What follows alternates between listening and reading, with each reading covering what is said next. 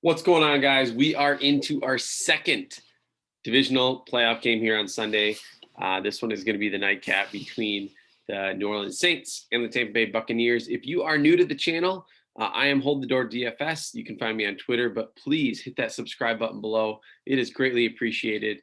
And we have tons of content here for every single sport. And the best way to support us is to hit that subscribe button. So we greatly appreciate that. Let's get into this slate right away. We will see here that this one is going to be a lot closer matchup than the first one that we talked about this morning. New Orleans Saints here are a 3-point favorite at home. And I think we just expect this to be ultra competitive. We're going to see a lot of studs in this slate that is not just so obvious on who you're going to be plugging and playing. I think you have to really decide, maybe you want to split up how many guys you want on each side of the ball. And I just don't think that there's just clear, obvious value either that's going to present itself enough to just make some of these builds really popular and chalky. So the over-under here is 52. I think, as I've mentioned with a lot of Saints slates, and we've even seen this with Tampa Bay too. Tampa has thrown the ball a lot more recently, but New Orleans does not mind just methodically trotting down the field using a combination of their running passing game, and all of a sudden you have an 8-minute drive that started at the 15-yard line and they scored a touchdown. So they are not necessarily the go team that Sean Payton has this bias or rap about that he used to do that's kind of like out the old. He's willing to be tricky and kind of move the pace, but he is not looking to just, he's not KC here. So let's start with the favored side. We have Michael Thomas at 10,600, Alvin Kamara at 10,200, and Drew Brees at 9,800. So I think, like, in my initial thought on these builds is that I probably want at least two of these guys.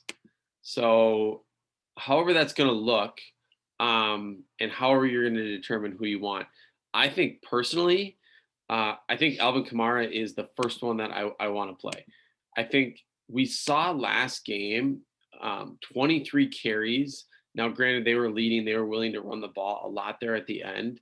But he is going to be the guy that they even want to give the ball to when they're intentionally running. It used to be, when Kamara was getting like 10 carries, 15 carries, and Latavius Murray's, snap share was higher.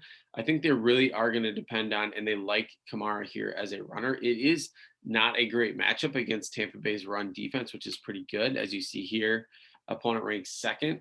But I do really like Kamara, that he provides upside in both the passing and in the receiving game and the running game. So love Kamara.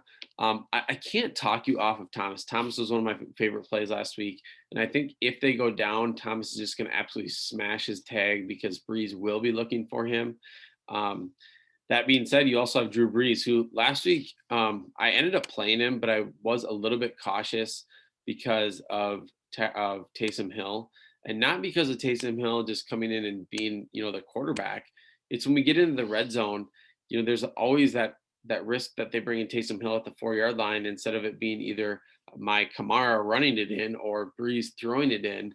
We get some touchdowns vultured from us from Taysom Hill. So I think I'm probably playing Kamara and then deciding between Brees and Thomas as my last guy in. Obviously, they correlate together. So you could, if you want to fade Kamara and just play the passing game for New Orleans, you can do that as well. Let's move down here. 5,800 for Emmanuel Sanders is pretty cheap, but we also saw, obviously, the game script was a lot different against Chicago, but he definitely moves down the depth chart when we have somebody like Michael Thomas being available. I was really hoping Deontay Harris would be as cheap as he was last week at 200. But it did look like he was just going to be part of the game plan. And I think that some of that might carry on to this week. Now, I don't think he's just like an automatic plug and play, but if he's going to get 7 targets again, I think he's a great play at 5,600. And what was interesting about his targets, if you actually watched the game, there was some spot screens, there was tunnel screens, there were short, quick hitters. So it was definitely more designed to use him in that way. It wasn't Brees drops back and, oh, I missed my first read, my second, let's go to Deontay Harris. It was, say hut, throw it out to him, let him get some yards after the catch. So I think the fact that some of those were more planned and designed passing plays for him makes him really appealing at 5,600. Granted, there's always just that, Saints roulette that all of a sudden you have Callaway or Humphrey that just all of a sudden now are the wide receiver 3 ahead of Harris for no reason at all. And then you way overpaid for him at 5,600. Jared Cook at 5,200 does have more of a mainstay role in this offense as the starting tight end, somebody that can definitely see upwards of 50 to 60 yards receiving, probably on 3 to 4 catches, and has touchdown upside. So Jared Cook is probably a little bit safer play than Harris and Sanders at 5,200. So I like him at that spot. Latavius Murray is questionable. I think he's going to play. Back-to-back does not practice his Wednesday and Thursday. I think if he is out, it gives you some value maybe elsewhere where you might get a backup running back. But I think in general, and if we look at their depth chart here, and this is obviously not the end all be all, but somebody like Dwayne Washington, if Latavius Murray is out, or Ty Montgomery, we've seen Ty Montgomery get these opportunities where we think he's going to smash, and then he just doesn't even, he just, runs some motions across their formation and never really gets involved in the game. But Will Lutz will be extremely popular, I think, at 3,600. You shouldn't have it either. You're playing in a dome, so you're getting the best conditions for the kickers compared to what we had last night, which I still think the kickers, if you take away the wind, the opportunities for the kickers to be the best plays on the slate were there. Obviously, the field goal attempts did not turn into conversion. So otherwise, we do have Traquan Smith back here, which I do think takes away from Harris. I actually think he's a really good play at 400. That's why I'm not really sold on Harris. But I do think that Traquan Smith presents a really good value here at 400 because I do think his role was more, how should I say, permanent in the offense. I'm just not really sure how they're going to rotate between Harris and Smith. If I think they just go back to the old, I think he's probably one of the best values on the slate at 400 because he'll be on the field a ton. So let's get into the Tampa Bay side. Let's see here. Tom Brady, probably your first plug and play for Tampa Bay, and rightfully so. I think he deserves every bit of being part of any optimal or cash lineup today. Yes, New Orleans does have a great defense. So I think you consider that, but you also consider it's Tom Brady, it's the playoffs. They're going to do whatever they need to do to win. Now, Mike Evans, Chris Godwin, Antonio Brown. My favorite, I think, is Chris Godwin. I think he presents the safest floor with an upside. 12 targets last game. He had a touchdown, only 79 yards, which I would have expected that to be higher. But I think he is my favorite of the three. Mike Evans obviously has touchdown upside.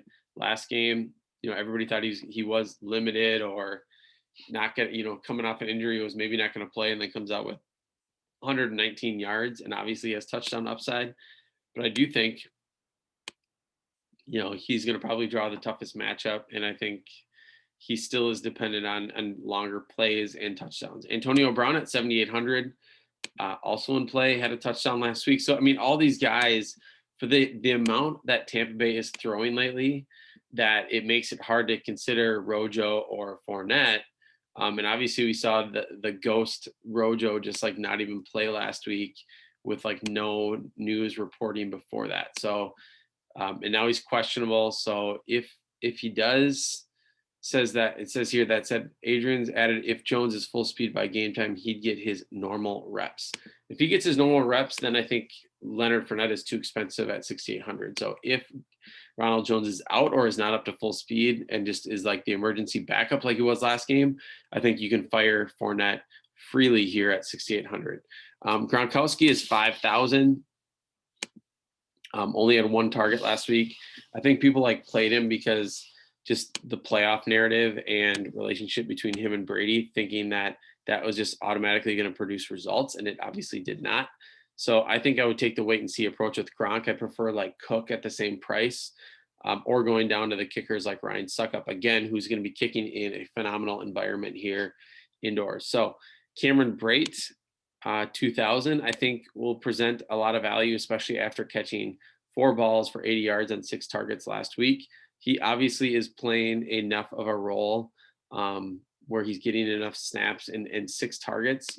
At 2000, he could absolutely smash that price tag. And that's probably where I'll end with Tampa Bay. Scotty Miller, has consistently got a catch, but I don't think we see a lot more upside than that from him. So let's look at the slate from a whole.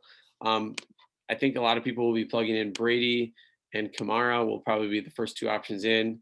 If you want to use somebody like Michael Tom, let's just say you're going to go double quarterback Brees and then use Godwin as, you have 2 from each side, you kind of split, and then you go down. And at this point, you can't get to somebody like Lutz or Suckup. You could use one of them. So let's say you use Lutz, and then you move down here to somebody like Miller. You can't quite get to Brate, so maybe you go cheaper at captain to get up to Brate, or you go down here and use Traquan Smith at 400, and that gives you a lot more options. An option maybe to even go from somebody like Godwin. You can't quite get back up to Michael Thomas. You would maybe have to go like Thomas and Godwin instead of using Brees, and Thomas is obviously more expensive than Brees. So you could actually go cheaper captain and maybe make that work. But tons of options here. This should be a really fun game. Hopefully these games end up being more competitive and more scoring than we had on Saturday.